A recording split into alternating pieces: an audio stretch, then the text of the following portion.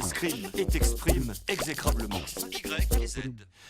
Ce n'est pas sans émotion que j'écoutais un jour Michel Debré, grande figure de la politique et désormais de l'histoire française, me raconter que quand il écrivit de sa main la Constitution de la Ve République, il tint à placer des accents aigus sur les deux E du mot référendum.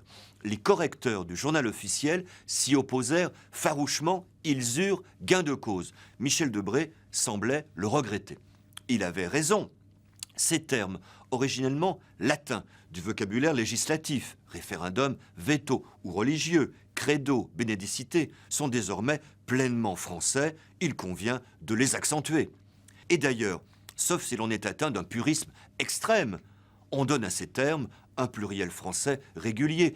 Vous ne dites pas des référenda, encore moins des vetimus, pluriel du mot veto qui signifie j'interdis.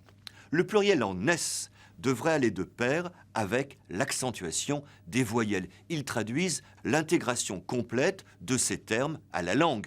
Un référendum, plusieurs vétos, différents credos, de nombreux bénédicités. L'Académie française considère aujourd'hui que cette accentuation n'est pas fautive. C'est un bon encouragement à régulariser l'usage écrit. Certains se plaignent du trop grand nombre de mots étrangers en français. Commençons donc par assimiler ces termes qui ne sont plus latins. La langue française ne s'est-elle pas, durant des siècles, nourrie au lait de sa mère latine?